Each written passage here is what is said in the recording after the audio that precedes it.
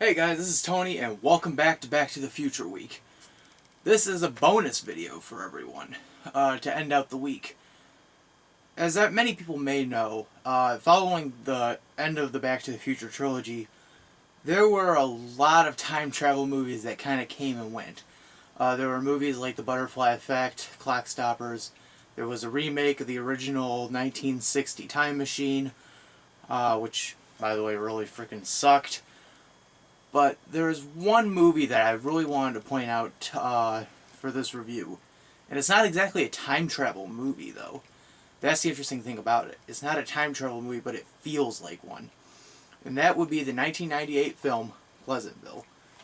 So, you're probably asking yourselves, well, if it's not a time travel movie, why are you covering it? Why aren't you covering something like The Butterfly Effect or Clock Stoppers, which are in some ways some superior follow-ups to the original Back to the Future? Well, I enjoy those movies, first off, and I do think they are good successors.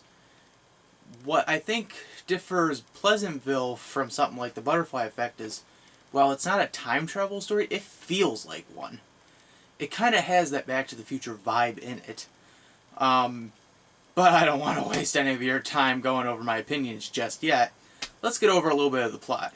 The movie centers around a pair of twins from the 1990s named David and Jennifer, played by Tobey Maguire and Reese Witherspoon. The twins have two completely different personalities, just to let you know. David's mind is more introverted and he enjoys watching television a hell of a lot, while Jennifer's mind is really extroverted and she just has a rebellic nature. One night their mother is going away for a weekend vacation, and the two are left home alone. David's excited because he wants to use the TV that night because there's going to be a marathon of his favorite TV show. Guess what it is? Pleasantville. But Jennifer wants to use it so that she can have her date over and they can watch MTV. The two end up bickering and eventually break the TV remote. Just then, a mysterious repairman, played by Don Knotts, shows up and eventually quizzes David on the show. David gets all the answers correct, and Don Knotts hands him a special remote. The two eventually start fighting over it again after Don Knotts leaves, and end up getting sucked into the world of Pleasantville. Now it's the 90s culture bashing with the 50s ideals.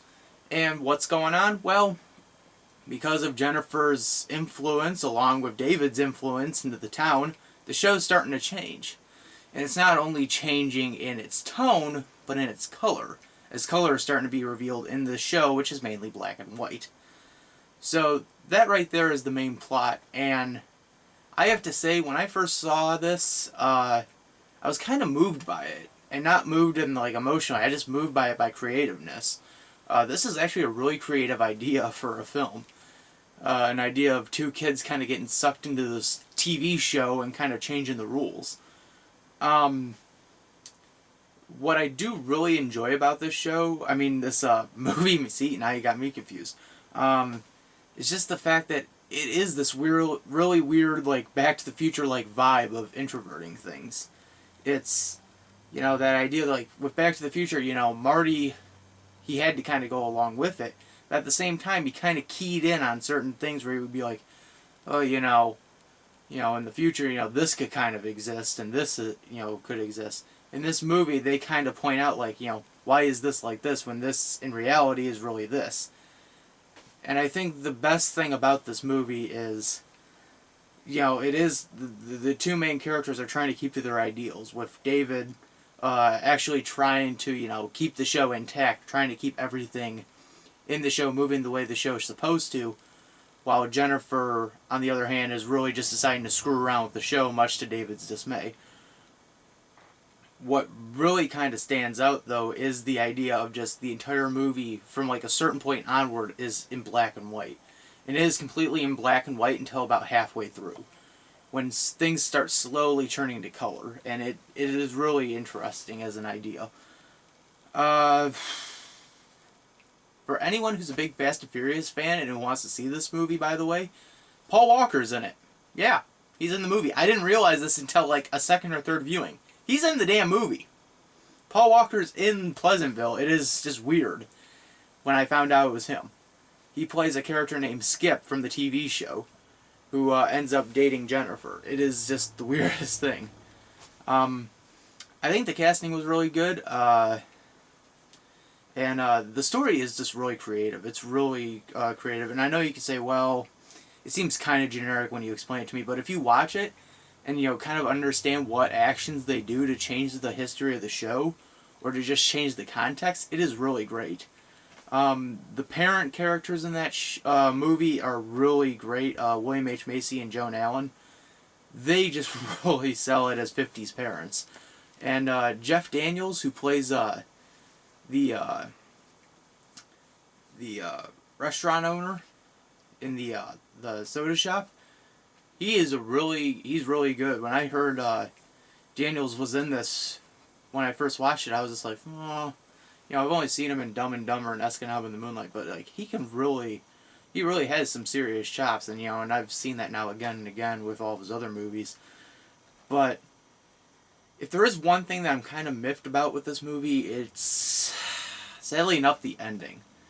Yeah, I really didn't like the ending of this movie, and I didn't like it to a point where I'm like, oh, I'm never gonna watch it again. No, I just don't like it in the choice that the way they kind of presented the ending and the way they were kind of, summarizing everything up, I was just like, something here just ain't right and it doesn't make sense.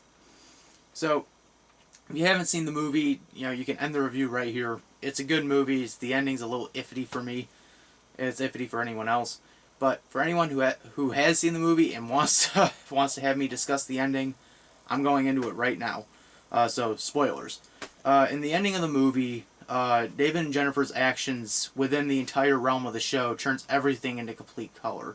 And I actually thought in my head while watching this a second and third time, I thought, oh man, that's like a really good allegory for television shows. Like, especially shows during like the 50s and 60s.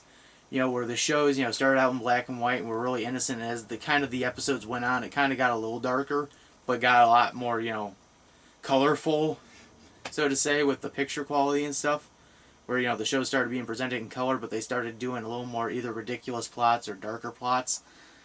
Anyway, so the town is finally fully in color. They've gotten, rid of the bad guy, who was played by the late, great J.T. Walsh. And everyone just kind of walks out, and they're just like, well, I guess this is the world we live in now, and it's never going to change. So, I'm trying to explain this without pissing myself off.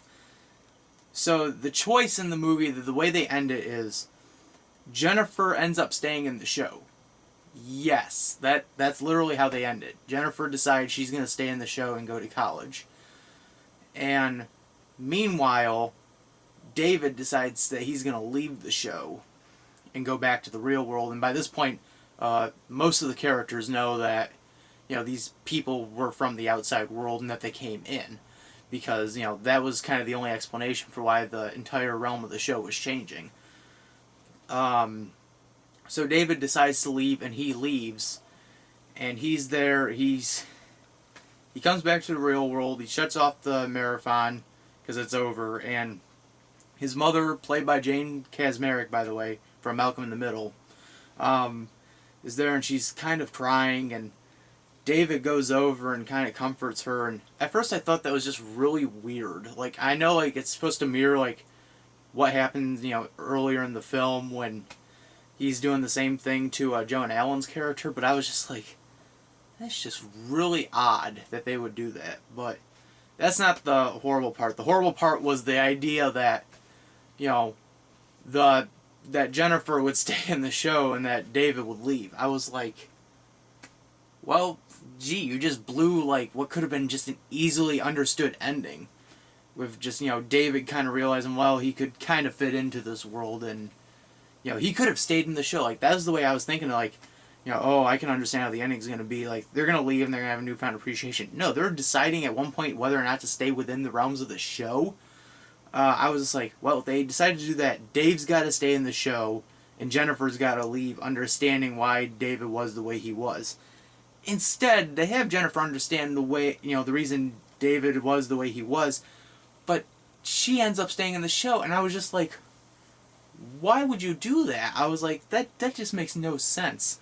You know, it kind of, I mean, I can understand in certain contexts, but in, like, the whole realm of the entire movie, I was like, you think that would just be, like, the easy answer of having David stay in the show and Jennifer leave, but they decided to, like, completely flip that, and I'm not saying it's a bad ending. I'm just saying it was kind of an interesting change that I really didn't appreciate. So yeah, so that's the ending, and, you know, David goes back to the real world, Jennifer stays in the show, and the director actually, during the commentary, stated that was one of the questions they had while they were writing the movie, was like, if Jennifer's in the show, wouldn't the mother eventually notice that Jennifer's not around in the real world? And I guess his logic was that, you know, each day in the show is a half hour in the real world. So she could be gone literally for 2 years, and I guess in the realm of reality, she'd be gone for like a week, 2 weeks. I was just like, okay, so that's your kind of your excuse to get out of that loophole. But yeah, this isn't a bad movie. I really don't hate this film. I love this film, actually. I think it's up there with Back to the Future. It's a good film. It's just the ending kind of miffed me a little bit. But with that said, thank you guys for watching Back to the Future Week. We'll have a new episode of mini reviews starting next week. Yeah, thank you guys for watching Back to the Future Week. We got another theme month coming in November. And yeah, thank you guys for watching. See you next time.